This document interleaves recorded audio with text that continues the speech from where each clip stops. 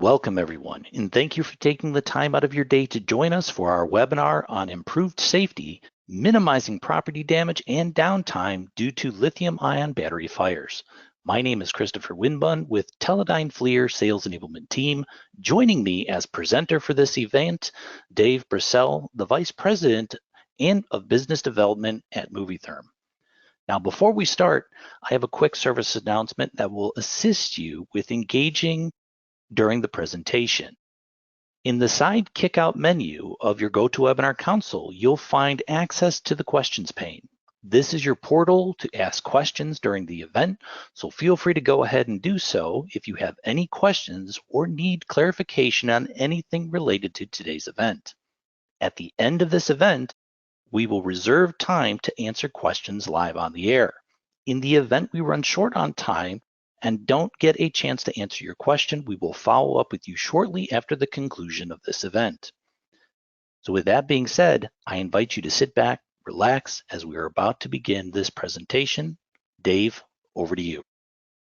Chris, thank you so very much. And thank you to our attendees for your participation today. And thank you to FLIR for hosting this webinar.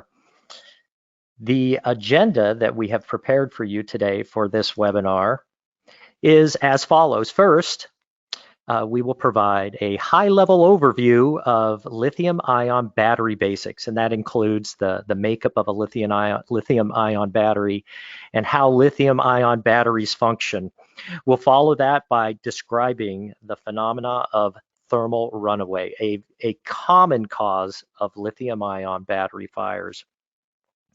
We'll then cover some infrared thermography basics, and we'll wrap up with how thermal imaging connected via the cloud can be a powerful tool in the early fire detection of lithium-ion battery fires. So with that, let's dive right in.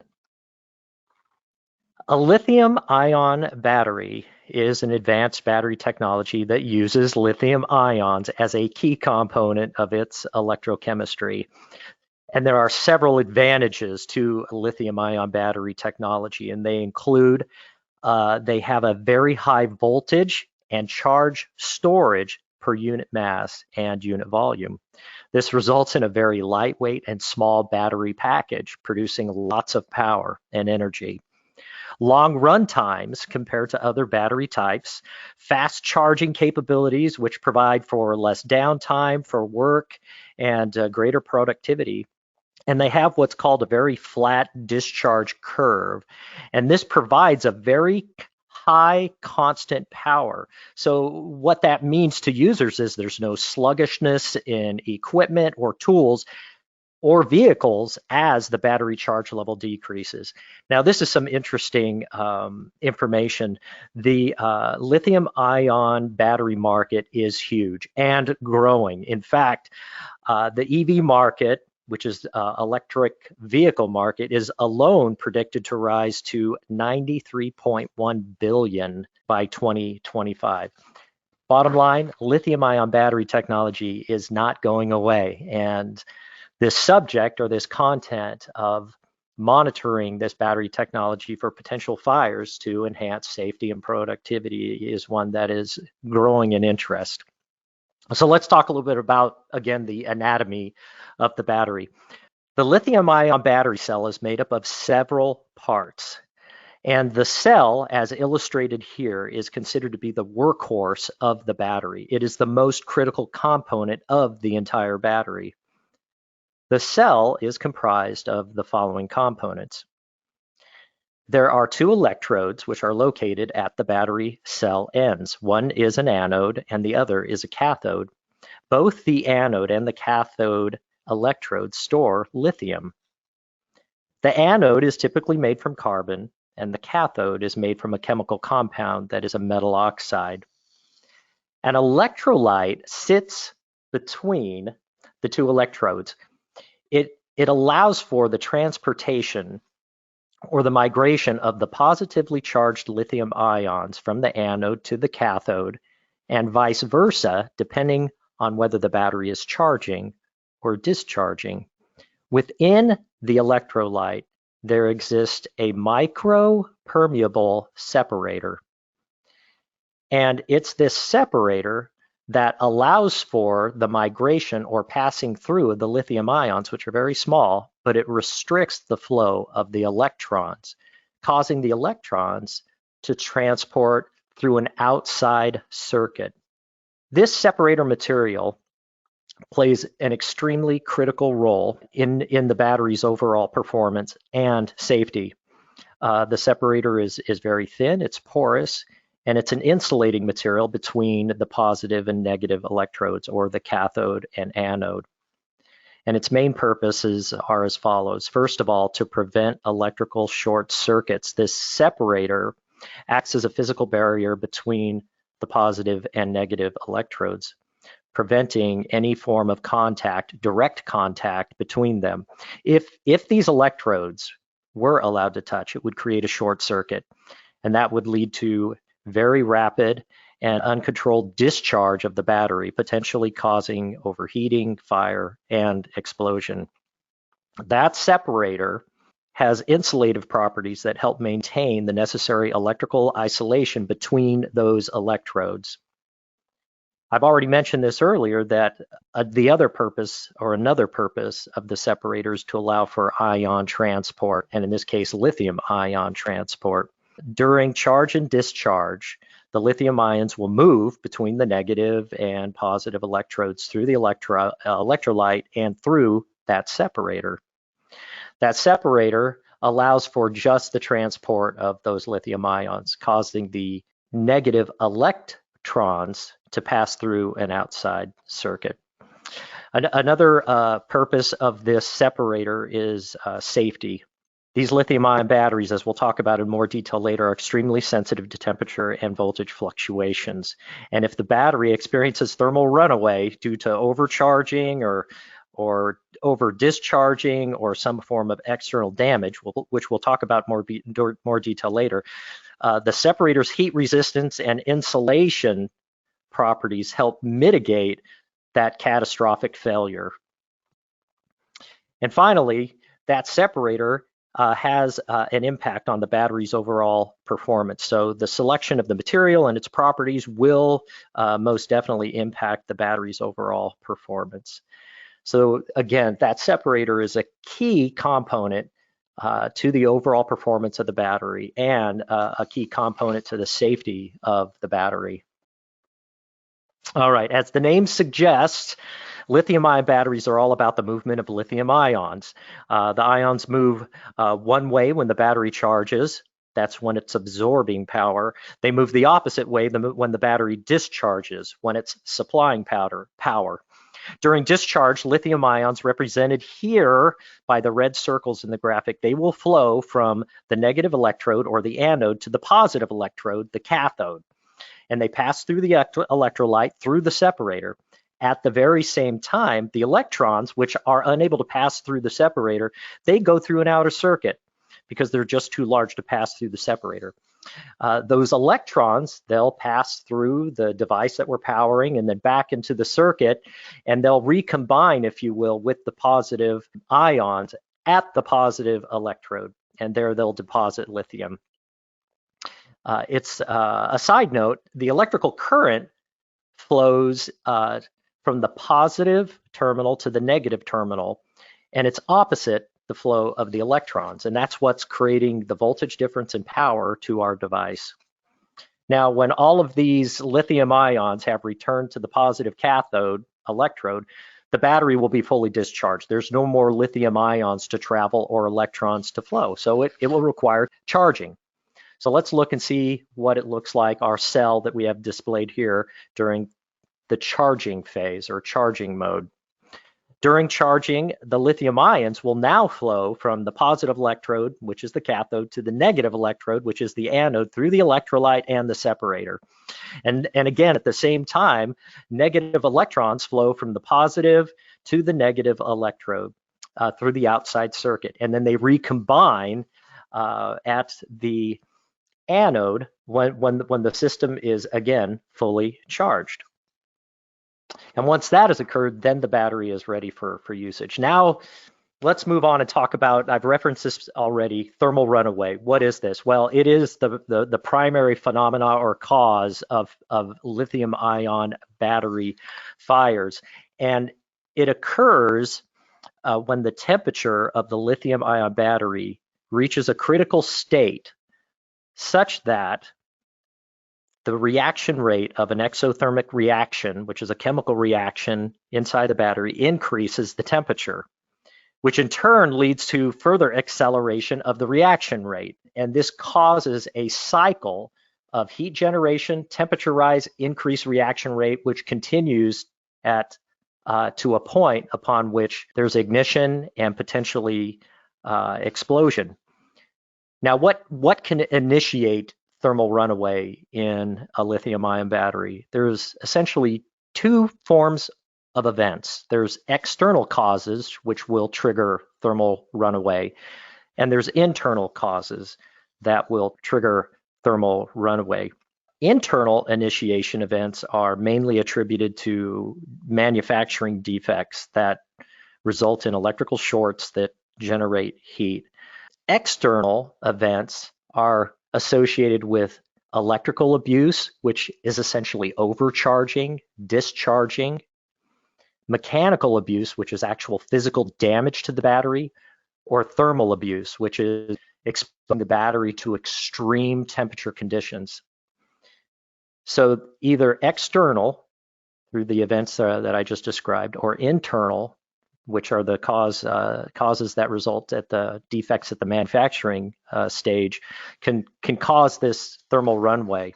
What's most worrying about manufacturing defects is they're very hard to detect by just looking and inspecting a battery, and they can occur over time. So while a battery may appear to be fine at 100% at the time of manufacturing or put in use, at a later time it could degrade to such a stage that it results in thermal runaway.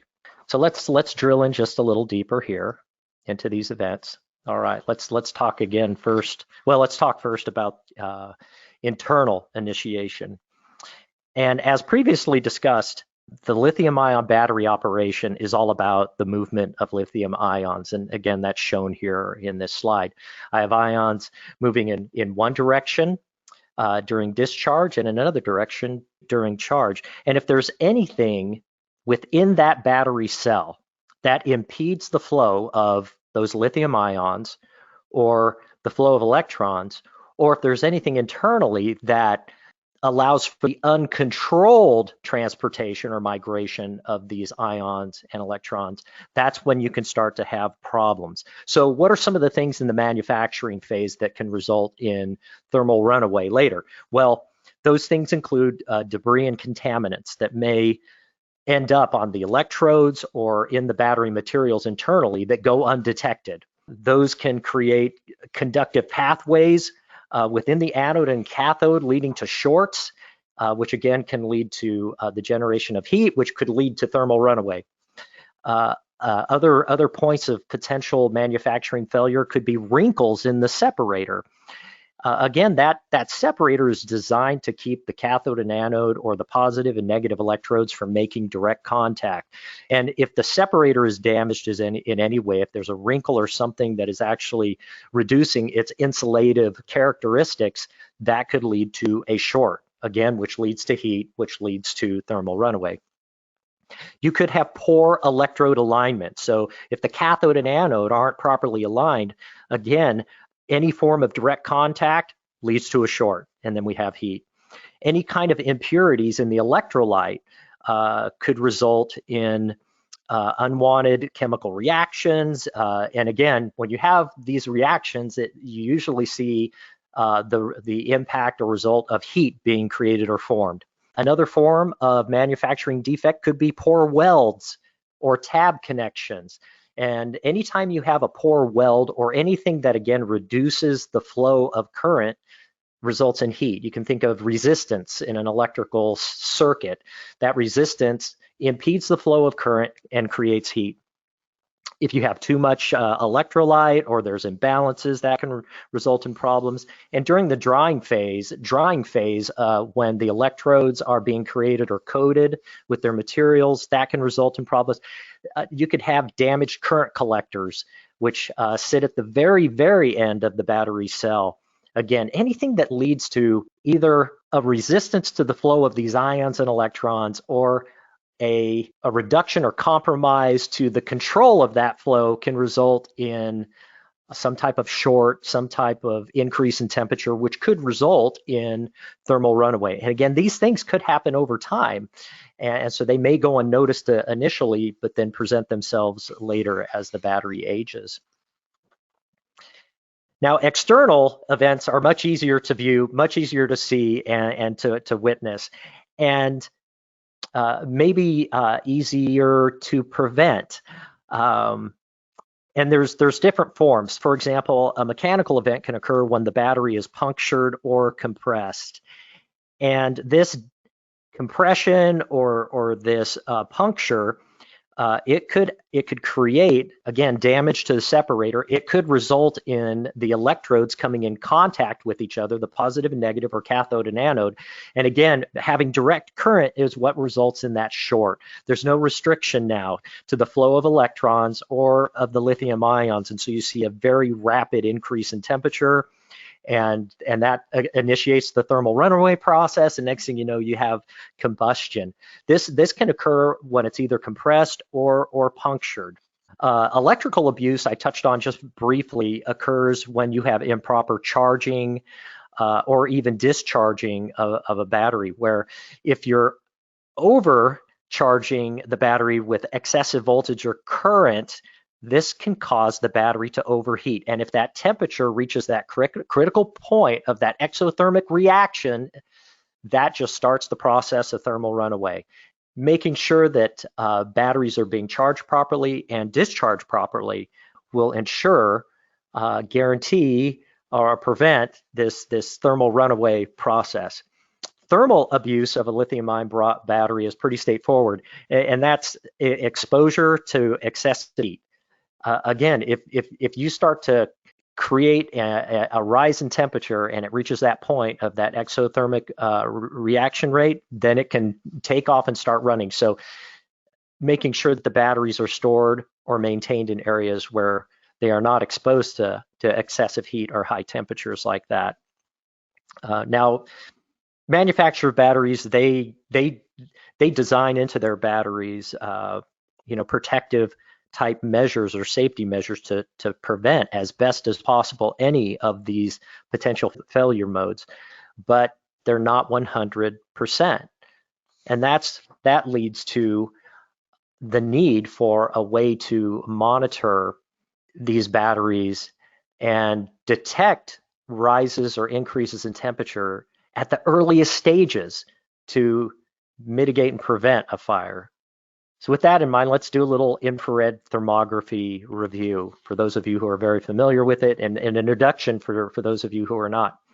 Infrared thermography is essentially this. It's utilizing a thermal camera or an infrared camera to assess an asset or a process, to ascertain the health of that asset or process by looking at it and by measuring it with an infrared camera.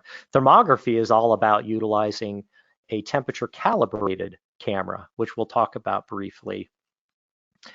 In this slide here in the upper left, I have a graphic of the electromagnetic spectrum, and it represents all the different forms of light available in the universe. What's interesting to note is that our human eye, which is tuned to see the visible spectrum, really only sees a small sliver of the different forms of light available in the universe. Also interesting to note is that infrared light is a direct neighbor to visible light, with the only difference being the size of the wavelength. Infrared light having longer wavelengths. As such, our eyes, which are tuned to see visible light, we unfortunately cannot see that infrared light. Another keynote to make is that because the only difference between infrared light and visible light is the size of the wavelength, they behave very similarly. meaning infrared light, like visible light, can be focused, it can be reflected, it can be transmitted, it can be absorbed, it can be emitted. So they behave very similarly. Another key point to note is that all objects, materials above absolute zero, which is about minus 273 degrees C or 460 degrees Fahrenheit, emit infrared light. Even the coldest of objects above absolute zero emit some amount of heat. Now, unfortunately for us, the longer wavelengths of the infrared are undetectable by our eye, but fortunately for us, companies like FLIR have infrared detectors that are tuned to see infrared light, and when those detectors are integrated in a camera, they can present that light in a visible spectrum for us to view. Well, how do these infrared cameras work? Well, shown here in this slide is an infrared image of a lithium-ion battery being punctured with a drill. And so you see visibly this thermal runaway occurring. We see it qualitatively. So we see different colors that are representing different temperature values at this point. This grid that you see, the graphic that's overlaid, is a representation of the several thousand detector elements that make up this thermal image. There's actually many more. But these elements, or what are sometimes called pixels, allow us to measure, report, and see this infrared light. Now, there are some cameras that are calibrated, temperature calibrated, to report or present a temperature value. And if I happen to have a calibrated infrared camera pointed at my target like this, the lithium-ion battery being penetrated by a drill showing thermal runaway, I can apply measurement tools. These tools are referred to as regions of interest, and they could be spots, lines, areas, shown here. But I can apply these tools, and then I can start to extract temperature values and make measurements. It's pretty amazing technology. In this particular example here in this slide, we have a FLIR A70 camera. This is what's called an uncooled microbolometer camera, and it has a detector in it that's made up of several thousand detectors. It's actually a 640 by 480 array, which is more than 300,000 elements or pixels. And it's almost like having over 300,000 spot pyrometers pointed at my target to make measurement, but also create a qualitative representation or image that I can visibly see what's going on here. I can see where the heat is by just looking at this image. It's pretty amazing technology.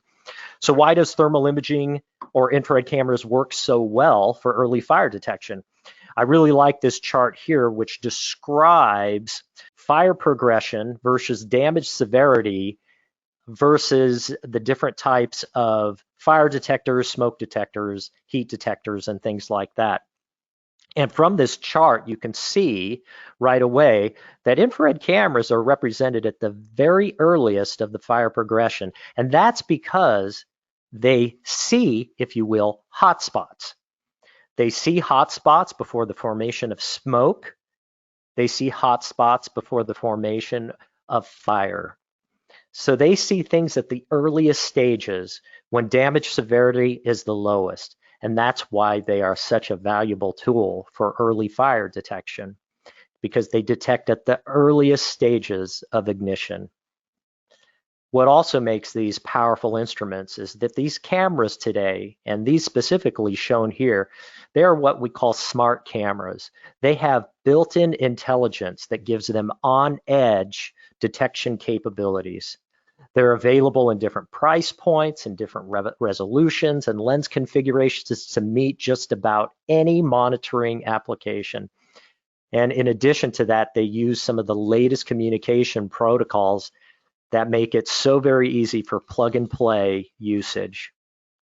All right, let's transition now and talk about applications for thermal imaging for early fire detection of lithium-ion batteries for safety, productivity, and health reasons.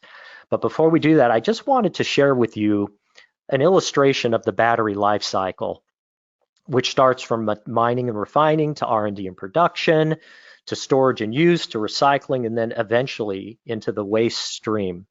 I wanted to point out by just showing you this life cycle that infrared thermography is actually a valuable tool at each and every one of these stages of the life cycle. But for the webinar today, we're focusing primarily on these two areas, storage and use and waste. And that will make sense as we explore these applications. And here's a slide with a bunch of images showing different types of storage and usage type applications. And if anybody participating in this webinar has ever shipped anything, especially electronics, you should be very familiar with the potential fire hazards of lithium-ion batteries, because that's one of the questions on just about every shipping label form that is out there. Now, some of the different examples shown here include charging stations. Some of them show where batteries are being warehoused. One shows how batteries are being transported. Some are collecting energy that is being stored from solar panels that go to work essentially after the sun goes down. But I mean, lithium-ion batteries are everywhere, even in things like electric toothbrushes nowadays. Now, most recently, I thought it was interesting when I was traveling, I was actually asked by a flight attendant, and if you've been on an airplane lately, you've experienced this as well, where I was asked not to retrieve my phone if it happened to fall between my seat. Why on earth would they ask me for that? Well, the reason why is they want to make sure that we are avoiding any kind of mechanical abuse to a lithium-ion battery, which does reside in a phone. And if you're happening to be fidgeting around, or if it gets compressed in your seat, things get compacted, there's a puncture, that process of thermal runaway that we talked about earlier by mechanical abuse could technically occur. So perhaps you've experienced that most recently as well. All right, so let's talk about early fire detection for battery monitoring. And this is primarily for those storage and usage applications that I was sharing with you earlier. Typically what happens in this process is that there's an initiating event that causes a temperature rise in the device or in the battery, and that thermal runaway process starts. And especially when batteries are stored together or in close proximity to each other, what can happen is any heat generated from a single battery can actually cause an increase in temperature to adjacent batteries, which can start the thermal runaway process in those batteries, which can start heat flow in the batteries adjacent to them. So this, for like warehousing or storage or transport, can be a huge issue, even with just one battery cell initiating into runaway. So anything that can be done to mitigate or catch fires early to prevent the spread is critical. And early fire detection utilizing infrared cameras is one method for this application. Another interesting application that involves lithium-ion batteries is actually in the waste and recycling space, where we see more lithium-ion batteries in consumer goods than ever before. And when you combine that with this increased emphasis on recycling, we see more waste batteries, if you will, in the waste stream. These are ending up in transfer stations. They're ending up in recycling centers, even like metal recycling centers. And if any of those batteries are crushed or punctured during the recycling process, it can initiate a thermal runaway condition, which can result in a fire. Now, if this happens to go unnoticed by those who are responsible for material handling at that waste or recycling facility, they can inadvertently spread the fire unknowingly because they don't see it. They don't know it's there because they're sitting back in the heavy equipment running the bucket. This is another area that can benefit greatly by thermal imaging for early fire detection. All right, so that brings us to this point. Let's talk about what a solution looks like utilizing thermal imaging and cloud connectivity. Before I do that, I wanted to share with you our vision at MoviTherm. And my hope is that when I start to talk about these solutions and share with you these solutions, you see this vision as part of those solutions, which is making hindsight irrelevant with smart thermography solutions that enhance awareness and simplify the complex. What we mean by making hindsight irrelevant is trying to help customers avoid the pain of making the mistake. If we can develop a solution with thermal imaging, smart thermal imaging, that helps customers, industry, manufacturers, recyclers, waste managers, you name it, avoid a mistake, that's our goal and objective. And we do it utilizing thermal imaging. The name MoviTherm stands for motion vision thermography. It's wrapping solutions around infrared. And we do that to enhance awareness and simplify things that could be considered to be complex. Okay, so now let's talk specifically about the solution. What does a thermal-based, infrared-based early fire detection solution look like? All right, and what does it include? Well, here's a schematic, and this is a kind of a graphical representation of the different components that could be part of a early fire detection solution. This happens to be an example of one that could be used for metal recycling. It has infrared cameras. It could also include visible cameras. Those cameras being connected through a gateway that talks to the cloud. Within that cloud resides a platform that is receiving this information from these different sensors, and through the software, creating the alerts, the alarms, the notifications, the controls that are necessary to mitigate fire, prevent fire. The different components include the IR cameras. That's a key ingredient here because, again, they see the heat before the formation of smoke and fire. Cloud-based connectivity allows us to take multiple cameras, multiple infrared cameras, and maybe even additional sensors like visible cameras. It could even be smoke detectors, heat sensors, but collect all of that sensor information and pull it together. By doing it this way, and utilizing the cloud to do that, we can minimize the hardware requirements dramatically. By integrating this to the industrial Internet of Things, we can create an event-based system that is very simple, yet increases awareness. Another key feature of this type of system is automation, meaning because software resides in the cloud, all updates are done automatically, and there's no conflicts between software that resides on a server versus software that's on a computer versus software that's on a smart device like a phone or a smart pad. It's all independent and things happen automatically. New features that are released and developed happens automatically. No installs, no conflicts. Customized notifications means you can set up dashboards and views and maps and alerts and notifications depending upon your very specific application, and I'll go into that in a little more detail. And then finally, being able to set output controls. Maybe you want more than just alerts or notifications going to someone via a smart device or their phone, but you actually want to turn something off, fire up an extinguishing system. That can all be built into this type of system as well. All right, as I mentioned earlier, key to this are the infrared cameras. And I've listed some of the FLIR smart cameras that MoviTherm currently utilizes in its early fire detection platform. And we have these installed throughout the United States. From the AX camera to the A50, A70, A400, 500, A700, and FH Series R cameras. These are the best cameras on the market today for doing early fire detection.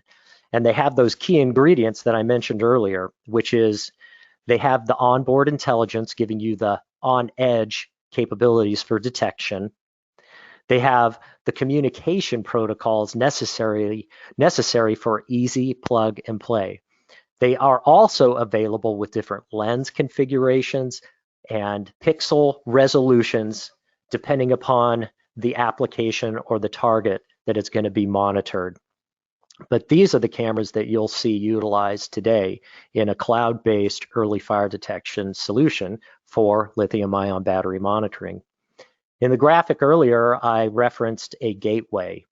This is another component that is important to the system. What this gateway does is it collects all of the sensor inputs and combines it together. and it creates a on-edge intelligence for local alarms and alerts. It also allows for easy remote command and control. So by connecting to this gateway, you can have access to any camera, any sensor to make adjustments or changes. It also creates a redundancy in case internet connection is lost. So if the internet goes down for whatever reason, your system is still running because you still have on-site alerts and alarms. And this also has to do with the capability of the cameras, which have on-board alerts and alarms. And again, as I mentioned earlier, because you can draw regions of interest on these images, which you can do on all those cameras that I've just shown, the output from those regions of interest is what ends up here in this intelligent gateway. Another key component to the system, of course, is the software. The software you can consider to be the backbone of the system, if you will. And some key considerations for software is to make sure that it's secure. Our system happens to be a cloud-based monitoring application. It can be for a single facility, or it can scale to cover multiple facilities. It does have customizable dashboards and map views. Not only does it give you the threshold alarms from the infrared cameras, but it also tells you the health of those. Are they running? Are they performing properly? So you also get health alerts of your sensors, cameras in this particular example. Our software also has the capability to send email, text, and voice notifications. And it also allows for remote access from anywhere in the world at any time with an internet connection from any device. Now, our software also has the ability to be installed on site or in situ. So if you must have an on-site installation, our software can also be installed on site by having a local server. What are maps and views? Well, this is one key feature that our customers love about the MoviTherm early fire detection solution. The view capability within the software allows you to create an overlay with your cameras and sensors. And you can use schematics of your facility or even photos of your facility from like a Google overhead or Google Maps view. On the left hand here is an example of an industrial biomass power plant facility. And the green check marks in the view indicate that all the cameras are measuring properly, and you can even see thermal images and visible images from those cameras in this view. The image on the side is a different type of view. This is actually a schematic of an industrial laundry. And in this view, you see the green check marks, which is good. It indicates that all the cameras are running. There's no alarms. You also see the different camera icons, what they're looking at. There's even some heat sensors here. And you see those heat sensors displayed with their temperature outputs. The nice thing about these views is you can quickly identify any alarm and the location. Also, a key aspect of these views and even the dashboards is that they're shareable. You could create a shareable link and text or email that to someone. And if they click on that link, they'll see this view. They have no access to the software. They can't go in and make any changes or change any configuration, but they see this.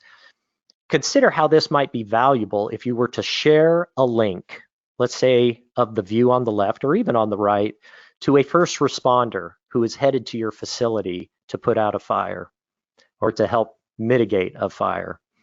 That first responder would receive that link telling them that there's a fire condition, an alert, an alarm. They would hit that link and they would visibly see the alarm and the location of the alarm. So even before arriving on site, that first responder would already start to be formulating a strategy on how to fight the fire, if you will, by having that shareable view. Another key point to our cloud-based solution is cybersecurity. It is based on Amazon Web Services and has 2048-bit encryption. Some customers prefer to have a cloud-based solution that is completely off network. And in those situations, we can even deploy a cellular-based connectivity that resides in the gateway. So you can bypass internal network completely separate, no chance of any kind of hacking or break-in. And as mentioned earlier, if a customer still wants to have that local deployment option, it is available as well. But it does add to it additional hardware, which can add to the complexity of the system. And it also introduces the need for updates and things like that. All right, alerts and notifications, this is huge because this is how you get the word out when an alarm condition is met, either because of system health or because of a measurement threshold. The options include email, text, and voice, and they're very easily programmed within the software. The text messaging, you simply type in the text that you want to send. If you want to include a link to a shareable view or dashboard, you include that and it's ready to go. And you set the threshold condition. The voice is a text to voice. So in the software, you enter in the text that you want to be essentially verbalized in the phone call. And that's what goes out. And email, of course, is very simple. There's an example shown here. These alerts are fully customizable. These notifications are fully customizable. They can also be tiered. So you can have certain notifications. As an example, at that biomass facility, let's say we want to have a low threshold alert to just notify the individual responsible for the fuel yard to go out and check.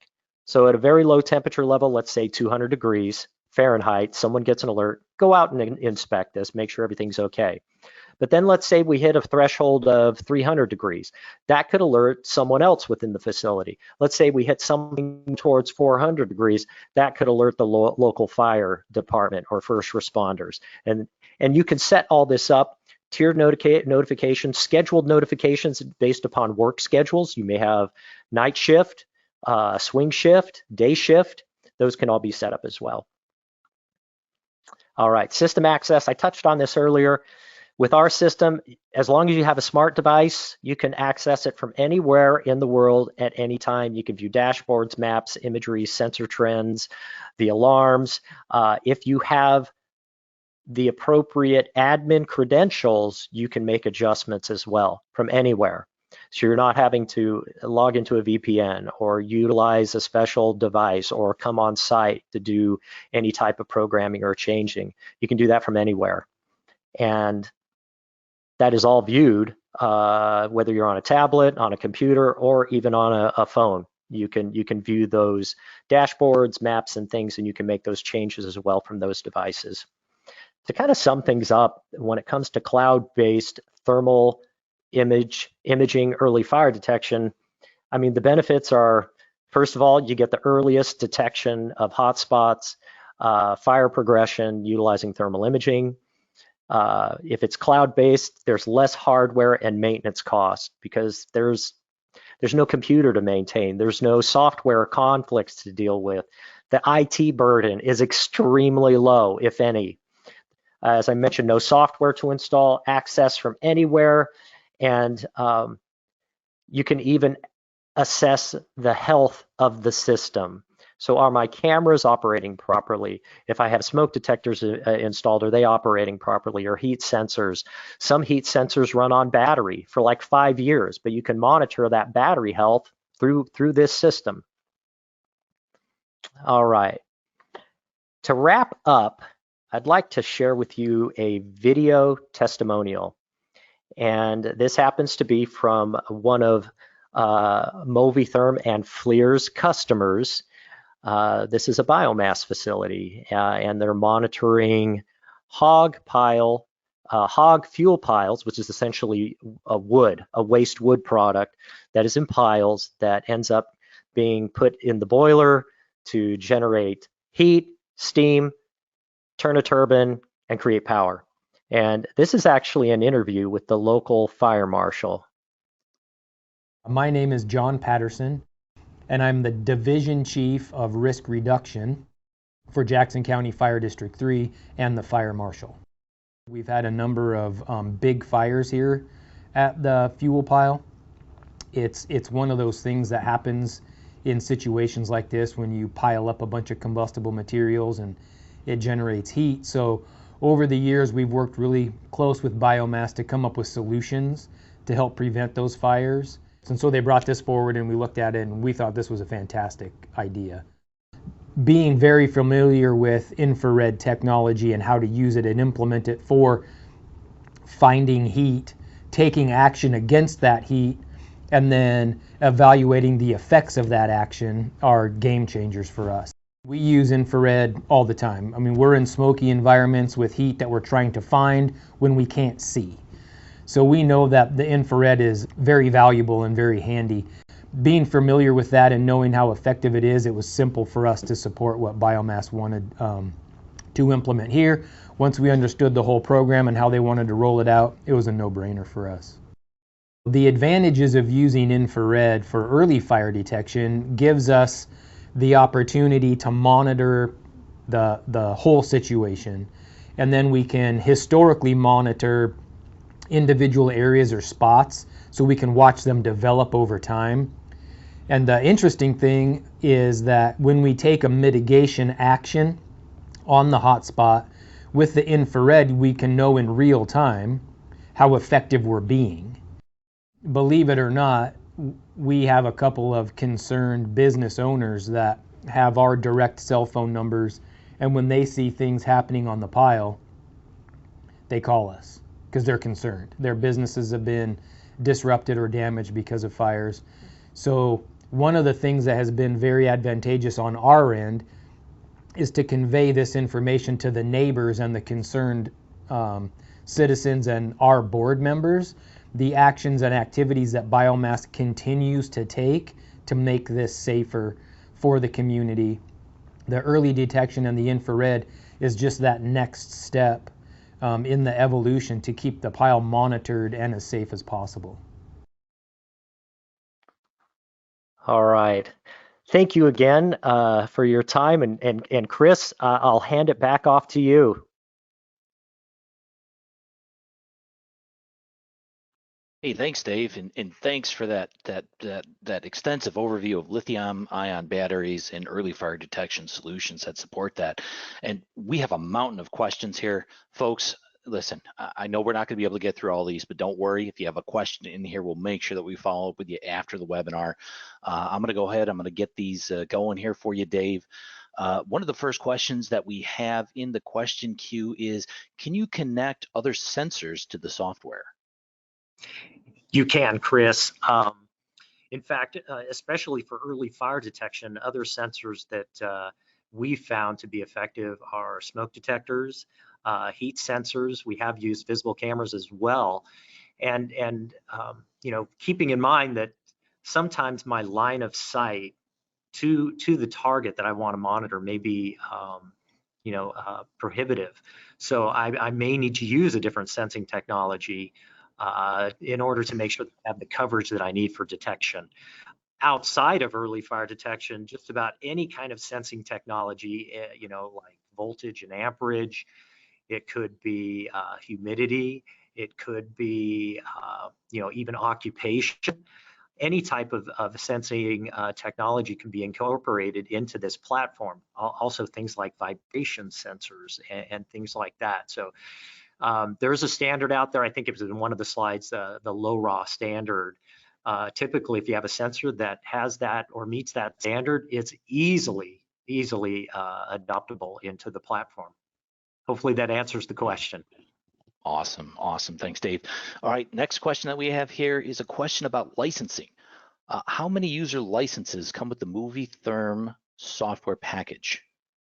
Oh, another great question. So when someone subscribes to the platform, they have unlimited licensing. So it's very easy to extend access to the system to the number of employees that you have, or perhaps even individuals who are outside of your own organization, much like what the video that we just watched, that testimony there from the fire marshal. They actually have access to the system, the Biomass One system, and are able to view dashboards and trends and alerts and alarms.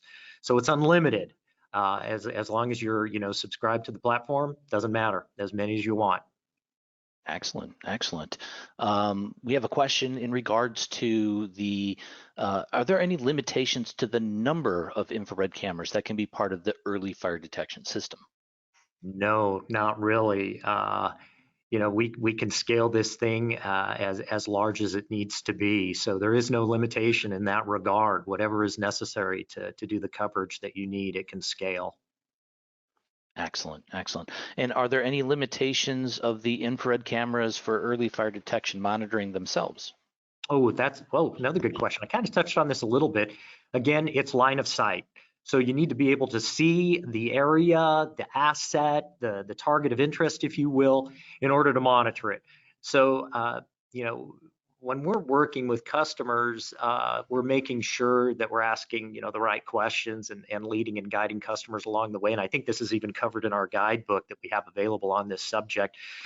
And that is, do you have the adequate distance to the target? Do you have enough pixels on target? Can you see the target? And if not, can we use some other type of supplementary sensing to add to and complement the system? So again, it's primarily line of sight. And there's some other parameters as well that we need to consider when it comes to infrared thermography, things like emissivity, reflectivity, and things like that. But hey, MoviTherm's been doing this for 20 years plus, so that's why we have that expertise that we can ask those appropriate questions. Last thing we want to do is install a camera and not have it be effective in monitoring. Excellent, excellent. Dave, I know you touched on being able to send alerts. We do have a question that's a little bit more focused. And this question is about, can we actually send the signal to the local fire station? You can, and that's where the unlimited licensing comes into effect and can be helpful. But when you get into setting up the notifications and alerts, you can send those directly to, if it is a local fire agency, absolutely, that can be done. Again, kind of going back to the testimonial that we just watched, even though we were talking about biomass, the application there and how they're executing their program can translate very easily to lithium-ion battery monitoring. And if you want to, let's say, have a tiered alert or notification program, you could set up, let's say, at a certain threshold, maybe it's tier 3, you call it. At tier 1, it's all internal, and we're just sending someone to go check things out internally. Tier 2, it's the next level, a higher alert, and then maybe tier 3 would be, red alert, we need to notify the fire department and get them on their way here. It can easily be done. So the answer to that is yes.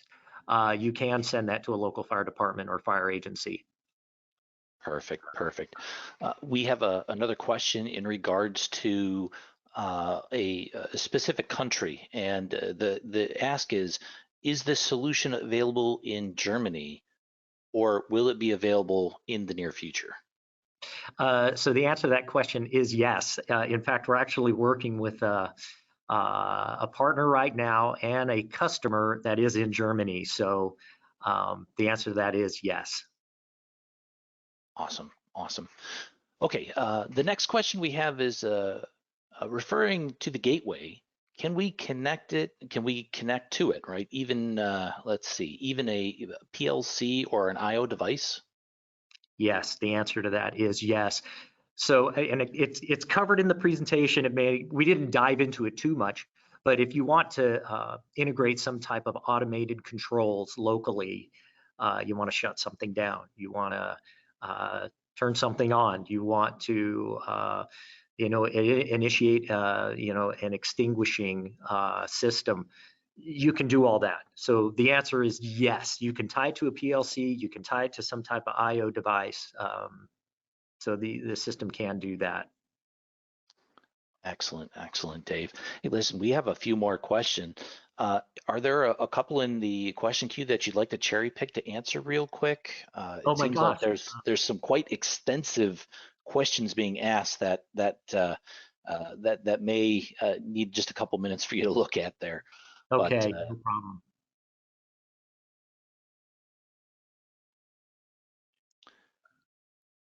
Let's see, I see something here about the presentation being made available. I think that's a yes, right?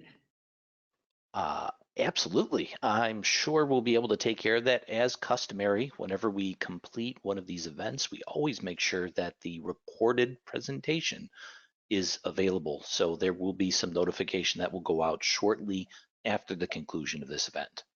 Yeah, I do see a question here about video connections. I guess that would be with the display to see what the camera is actually doing. And we touched on this a little bit about this in the presentation. And at least with the MoviTherm system, the IEFD system that we're talking about here, all it requires is a smart device. And that device could be a smartphone, it could be a computer, it could be like a pad device. But that's all that is required to actually see what's going on. And we didn't do a demonstration of the system itself. And I would encourage anybody, if you want to see a virtual demo of the system, please, you can reach out and contact us. We have that ability.